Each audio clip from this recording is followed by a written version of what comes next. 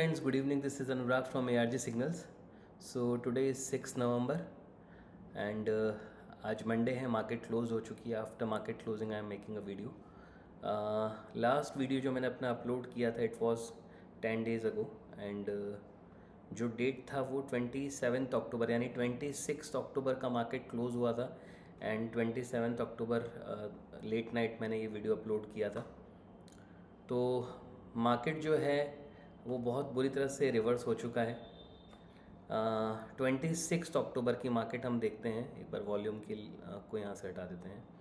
26 अक्टूबर को जब निफ्टी ने ये लो बनाया था 18,837.85 का लो निफ्टी स्पॉट ने बनाया था, उसी समय मैंने ये वीडियो अपलोड किया था जिसमें मैंने आप सभी के साथ में अपने व्यू शेयर किए थे कि जब तक निफ्टी 600 का लेवल राउंड फिगर में मैं लेके चल रहा था कि उसके नीचे जब तक निफ्टी क्लोज नहीं देती है तब तक निफ्टी में सेलिंग नहीं. ऑल्दो जो मेरा प्रीवियस लेवल जो मैंने अपने पास्ट कुछ वीडियोस में मैंने मेंशन किया था 18,200 का लेवल था. बहुत सारे जो टेक्निकल एनालिस्ट हैं वो 18,200 के लेवल को ही सपोर्ट मान के चल रहे थे क्योंकि टेक्निकल एनालिसिस के पैरामीटर्स एक जैसे ही होते हैं सभी के लिए. तो हम लोगों ने हमारा स्ट्रेटजी जैसा मैंने आपको प्रीवियस वीडियो में भी बताया था कि as per the market movement हमें हमारी पोजीशन हमारी सिचुएशन के अकॉर्डिंग हमें चेंज करनी पड़ती है. तो वहीं से मार्केट एग्जैक्टली जो मेरा एक्सपेक्टेशन था, थर्सडे को मार्केट ने अच्छा खासा लो बनाया 270 पॉइंट के 280 पॉइंट के आसपास का टोटल करेक्शन दिया और उसके बाद में बाद के 2 दिनों में यानी कि फ्राइडे को 200 पॉइंट्स रिकवर हो गई मार्केट और उसके बाद में अभी आप देखेंगे तो कम्प्लीटली रिकवर हो चुकी है. ठीक है, तो कई बार क्या होता है देखिए वीकली चार्ट्स को फॉलो करने की कुछ जैसा मैंने प्रीवियस वीडियो में भी बताया था नुकसान भी होते हैं फ़ायदे भी होते हैं. तो हमें यहाँ पर फ़ायदा मिला. 18,600 का लेवल ब्रीच नहीं किया निफ्टी ने और वापस रिकवर हो गई निफ्टी. उसके बाद में बैंक निफ्टी में भी मैंने आप सभी के साथ में शेयर किया था कि जो भी लो बनेगा फ्राइडे का, तो अगर आप देखेंगे फ्राइडे को क्या लो बना, मतलब फ्राइडे तक, मतलब फॉर एग्जांपल ये थर्सडे का लो था, मैंने बोला था कि 42,100 का मैंने लेवल उसमें मेंशन किया था कि अगर फ्राइडे को भी ये लो सस्टेन रहता है तो 42,100 के नीचे जब तक bank Nifty day closing basis के ऊपर क्लोज नहीं देगी तब तक बैंक निफ्टी में भी हमें सेलिंग नहीं करनी है. और आप देखेंगे वहीं से 42,280 पे क्लोज दिया था थर्सडे को और वहाँ से अभी लगभग 1,400 पॉइंट्स जो है बैंक निफ्टी ऊपर आ चुकी है ना. तो कम्प्लीटली निफ्टी बैंक निफ्टी ने रिकवरी दे दी हमें. फिर उसके बाद में मैंने आपसे अपने प्रीवियस वीडियो में स्मॉल कैप और मिड कैप के बारे में भी मैंने डिस्कस किया था. पहले मिड कैप देख लेते हैं. देखिए मिड कैप में भी कंप्लीट रिवर्सल है. मैंने आपको बोला था कि जब तक 13,980 का लेवल ब्रीच नहीं होता डे क्लोजिंग बेसिस पे, जब तक मिड कैप 150 13,980 के नीचे क्लोजिंग नहीं देती है तब तक हमें इसमें भी सेलिंग नहीं करनी है. और वहीं से मार्केट वापस रिकवर हो गई पूरी. यानी पिछले वीक की जो पूरी गिरावट थी वो उसने रिकवर कर दिया. मतलब लास्ट 2 वीक्स में जो भी गिरावट आई थी मिड कैप 150 में वो उसने पूरी रिकवर कर दी और हम ऑलमोस्ट वापस से जो हमारा 23 अक्टूबर वाला वीक था जिसमें इसने करीब 3% का करेक्शन मिड कैप ने दिया था, वापस हम वहीं पर आकर खड़े हो गए हैं, है ना. तो मिड कैप वापस रिकवर कर गया. फिर स्मॉल कैप भी लेते हैं. स्मॉल कैप में भी मैंने आप सभी को बोला था कि ये जो लो है, इस कैंडल का जो लो है 11,870 के नीचे भी इसने क्लोजिंग नहीं दी. ऑल्दो लो इसने देखिए कितना बनाया, 11,493 का लो बनाया. इतनी लॉन्ग लोअर विक बनाई और उसके बाद वहीं से वापस ऊपर आ गया. ठीक है, बट अभी आपको यहाँ पर फर्दर क्या करना है वो भी मैं आपको आगे आपके साथ शेयर करूँगा.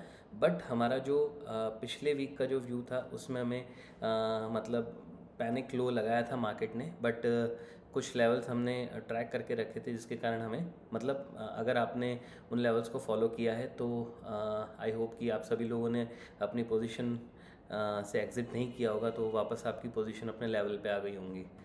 ठीक है फ्रेंड्स, तो पिछले वीक के सारे व्यूज़ जो हैं वो बहुत अच्छे से वर्कआउट किए हैं. और मैंने लास्ट वीक, मैं वैसे डिस्क्रिप्शन बॉक्स में मैं डाल दूंगा अभी पिछले वीडियो का लिंक, आप चाहें तो मेरी यूट्यूब प्रोफाइल पे जाके भी देख सकते हैं.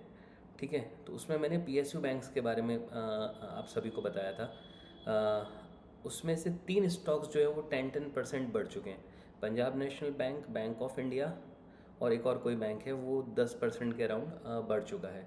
तो 10 स्टॉक्स मैंने PSU बैंक्स के अंदर से, सॉरी 8 स्टॉक्स मैंने आप सभी के साथ शेयर किए थे, और उसमें से 3 स्टॉक्स जो हैं वो 10% बढ़ चुके हैं विद इन 2 डेज़, है ना।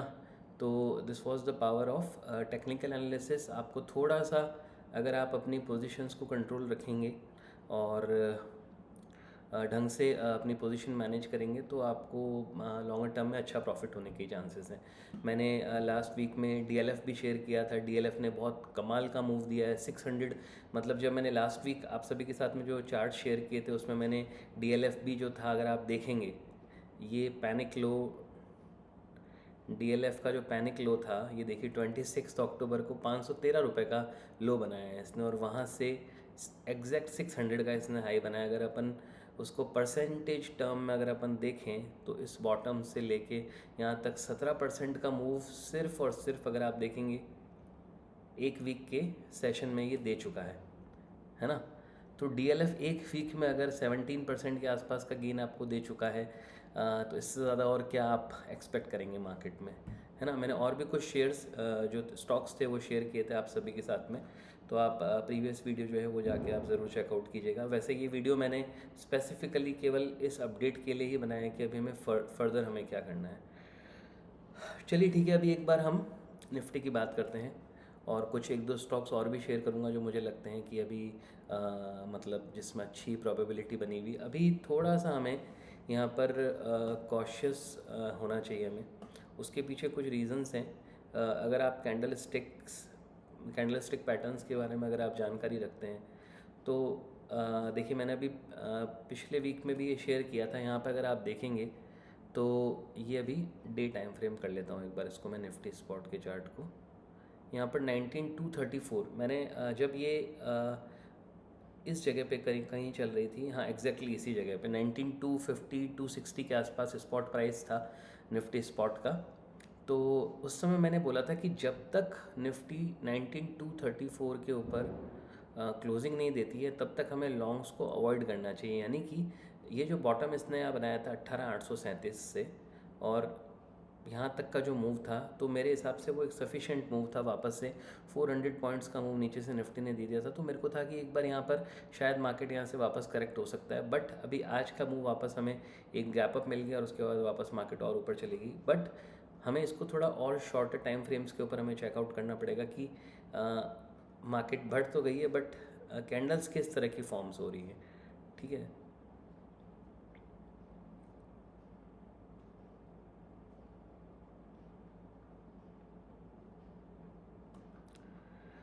अगर आप यहाँ पे देखेंगे तो सबसे पहली चीज़ तो 1 2 3 गैप्स जो है निफ्टी ने यहाँ पर पेंडिंग छोड़ दिए हैं, ठीक है। दूसरा, अगर आप डेली टाइम फ्रेम के ऊपर भी चेक करेंगे तो ये एक बेरिश कैंडल है।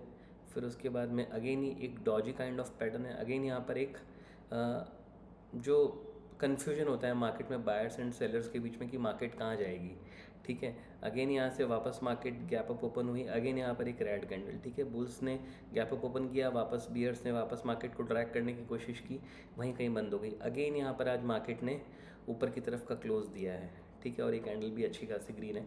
बट चूंकि मार्केट में भी यहाँ पर गैप्स पेंडिंग है तो हमें वेट करना चाहिए। वीकली टाइम फ्रेम के ऊपर भी इतनी बड़ी कैंडल है, तो अभी हमारा जो नेक्स्ट लेवल जो हमें वॉच करना है वो मेरे अकॉर्डिंग जो फर्स्ट लेवल आपको वॉच करना है, इट विल बी 19560, ठीक है। इस लेवल के ऊपर जब तक हमें वीकली क्लोज नहीं मिलेगा तब तक मुझे लगता है कि हमें अभी भी यहाँ पर कॉशियस हमें रहना चाहिए, ठीक है। फिर हम बात करते हैं बैंक निफ्टी की। बैंक निफ्टी में भी सेम सिचुएशन है। हमें यहाँ पर बैंक निफ्टी में 45600 के ऊपर, सॉरी 44600 के ऊपर स्पॉट के ऊपर हमें एक बुलिश मूव एक्सपेक्ट करना चाहिए। अभी थोड़ा सा हमें कॉशियस हमें रहना चाहिए क्योंकि यहाँ पर ये लेवल जो इसने ब्रीच किया था इसको ब्रीच नहीं करना चाहिए था, ठीक है। तो अभी एक बार के लिए हम इस जो ब्रेकडाउन है इसको हम एक बार कंसिडर कर रहे हैं, और जो भी अप मूव आएगा वहाँ पर हम एक बार अपनी पोजीशन को, मैं सिर्फ इंडेक्स की बात कर रहा हूँ, मैंने स्टॉक्स की बात नहीं की है। प्रीवियस वीडियो में भी मैंने बोला था कि भले ही बैंक निफ्टी कितनी भी नीचे चली जाए, जो मैंने PSU बैंक्स के जो स्टॉक्स मैंने दिए हैं मैं उसमें बाय ही रहूँगा, ठीक है, क्योंकि वो मैंने किसी दूसरे पैरामीटर के ऊपर, बेसिकली वॉल्यूम्स के पैरामीटर के ऊपर मैंने उसमें बाइंग की है, और सजेस्ट भी मैंने बाइंग की है उसमें वॉल्यूम के पैरामीटर्स में, है ना। तो ये आपको निफ्टी और बैंक निफ्टी दोनों में जो आपको लेवल कंसिडर करना है, निफ्टी में क्यों इससे ऊपर का लेवल नहीं देख रहा हूँ, क्योंकि फिर वो बहुत ज़्यादा बड़ा मूव हो जाएगा, यानी कि अगर हम 850 का वेट करेंगे तो लगभग 450 पॉइंट का मूव हो जाता है, तो जो बहुत बड़ा मूव है, ठीक है। तो वैसे तो 19560 का जो लेवल है उसको आप डे टाइम फ्रेम के ऊपर भी आपको कंसिडर करना चाहिए, क्योंकि यहाँ पर ये इतनी सारी रेड कैंडल्स के साथ में नीचे आई थी निफ्टी। तो थोड़ा सा आपको, अगर कल को मान लीजिए कि 500 के आसपास, 510 520 के आसपास स्पॉट निफ्टी अगर आ जाती है, तो मेरे हिसाब से अगर आपकी इंडेक्स में अगर आपकी बाइंग की पोजीशन है तो आपको उसको एक बार एग्जिट करना चाहिए। मैं सेल करने के लिए नहीं बोलूँगा, मैं सिर्फ बाइंग की पोजीशन एग्जिट करने के लिए बोलूँगा, ठीक है। उसी तरह से बैंक निफ्टी में भी आपको जो लेवल कंसिडर करना है, क्योंकि देखिए बैंक निफ्टी के अंदर मूव 500-700 पॉइंट का मूव, बड़ा मूव मतलब कभी भी आ जाता है, तो आपको इसमें थोड़ा एक स्ट्रॉन्ग लेवल चाहिए हमें कंफर्म होने के लिए। तो अनटिल एंड अनलेस 44600 के ऊपर bank Nifty weekly time frame पे क्लोज नहीं देती है, ऑल्दो आप डे टाइम फ्रेम को भी आप कंसिडर कर सकते हैं। डे टाइम फ्रेम पे आपका जो लेवल है वो ये 700 का लेवल है, ठीक है। 44700 के ऊपर आपको डे टाइम फ्रेम के ऊपर आपको कंसिडर करना है, वीकली टाइम फ्रेम पे 44600 का लेवल आपको कंसिडर करना है बैंक निफ्टी में। जब तक इन दोनों लेवल्स के ऊपर बैंक निफ्टी नहीं निकलती है, तब तक आपको कहीं पे भी अगर ऊपर 44 200 300 के आसपास अगर बैंक निफ्टी मिलती है, तो यहाँ पर भी आपको अपनी पोजीशन एग्जिट करनी चाहिए, ठीक है। उसी तरह से हम एक बार बात कर लेते हैं मिड कैप्स की। मिड कैप का भी वीकली चार्ट देख लेते हैं। अगेन वही वाली चीज़ कि मिड कैप में भी हमें जो लेवल वॉच करना है, इट इज़ 15300, 15300 का जो लेवल है उसको आपको वॉच करना है। प्रीवियस वीडियो में भी मैंने बोला था कि ये यहाँ पर सेल ट्रिगर हो जाएगी। तो अगर फॉर एग्जांपल सपोज़ कीजिए कि हम यहाँ पर, अगर हम इस पैटर्न को अगर हम कंसिडर करते हैं, तो हमें जो भी बाउंसेस हैं वो हमें एक एग्ज़िट का हमें व्यू पॉइंट लेके हमें चलना चाहिए। अगर यहाँ कहीं आती है 15100 के अराउंड निफ्टी मिड कैप 150, तो यहाँ पर थोड़ी पोजीशन आपको ट्रिम करनी चाहिए। आपको जो फ्रेश बाइंग की पोजीशन है वो मैं सजेस्ट करूँगा कि 15600 के ऊपर ही बनानी चाहिए। अगर 15600 के ऊपर एक दिन की भी क्लोजिंग दे देती है अगर निफ्टी मिड कैप 150, तो आपको बाइंग की पोजीशन वापस बना लेनी चाहिए। बट अभी आपको, अगर इन केस आपको 15100 200 के बीच में कहीं आता है मिड कैप, तो आपको अपनी पोजीशन एग्जिट करनी चाहिए, ठीक है। उसी तरह से same to same small cap में भी आपको अगर फ्रेश लॉन्ग जाना है तो 12600 के ऊपर आप फ्रेश लॉन्ग जाइए, ठीक है। ये मिड कैप और स्मॉल कैप का व्यू रहेगा, ठीक है फ्रेंड्स। इसके अलावा जो मैं आपके साथ में शेयर कर रहा था, जो मैंने लास्ट वीक मैंने बाय डाला था, मैंने 2 स्टॉक्स बाय डाले थे, वो आपके साथ शेयर कर लेता हूँ। एक तो था जिंदल स्टील था, आई थिंक। देखिए जिंदल स्टील नहीं, सॉरी जिंदल स्टील नहीं, JSW स्टील ही था आई थिंक, एग्जैक्टली। देखिए JSW स्टील है। JSW स्टील, सबसे पहली चीज़ तो ये कि मेटल इंडेक्स में एक बहुत अच्छा खासा ब्रेकआउट आया हुआ है, और अगर आप यहाँ पर भी देखेंगे तो एक बहुत अच्छा पैटर्न यहाँ पर फॉर्म हुआ है, जिसको इसने यहाँ पर ब्रीच कर दिया था। और उसके बाद में अगेन अगर आप देखेंगे तो यहाँ ऊपर से करीब 14% के आसपास का करेक्शन इस स्टॉक में आया है, ठीक है। अब आप यहाँ पे देखिए, यहाँ पर क्या हुआ है, यहाँ पर एक रेड कैंडल बनी और उसके बाद में अगेन यहाँ पर एक ग्रीन कैंडल बनी। दिस इज़ बेसिकली बुलिश हरामी पैटर्न, ठीक है। तो वो मैंने इसको ट्रैक किया था इसी जगह पे मैंने, अगर आप देखेंगे ट्विटर पे,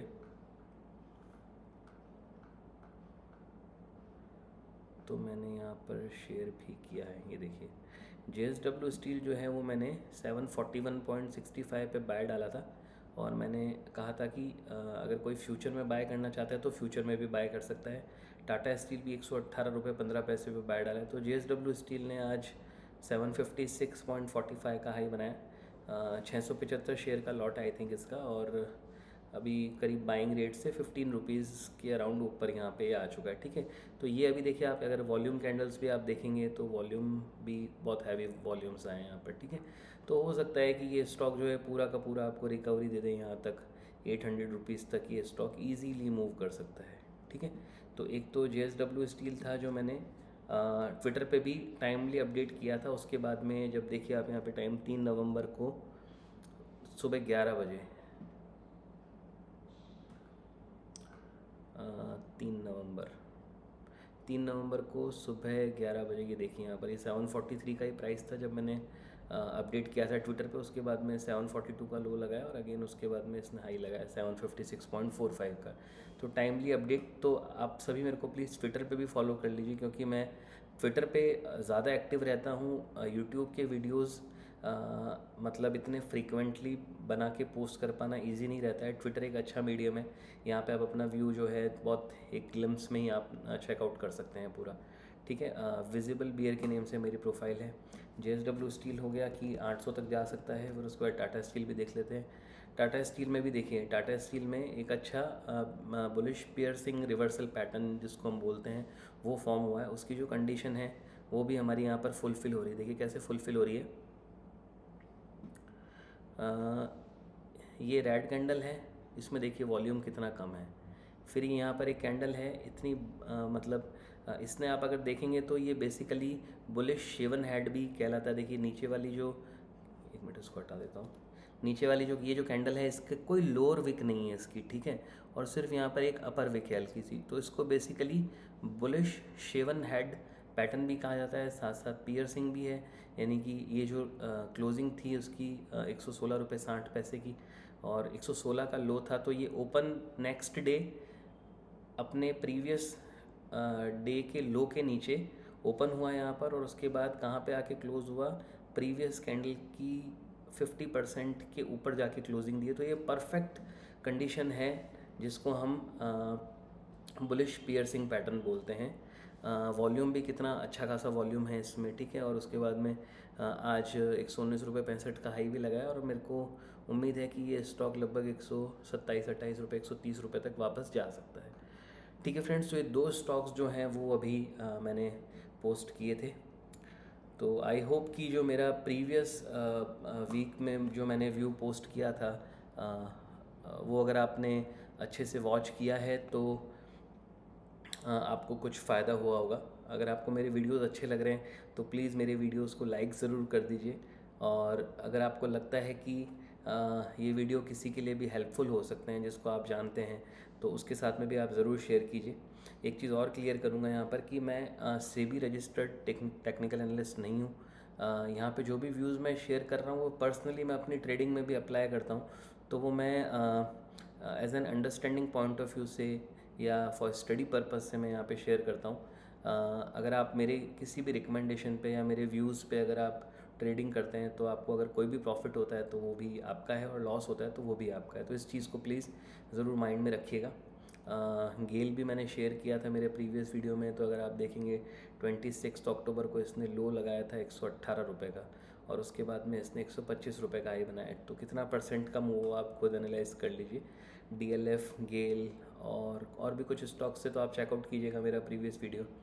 ठीक है फ्रेंड्स, आई होप कि आपको व्यूज़ क्लियर होंगे निफ्टी बैंक निफ्टी के अंदर, और मिड कैप और स्मॉल कैप का भी मैंने व्यू शेयर किया है। PSU बैंक्स में मैं बुलिश हूँ।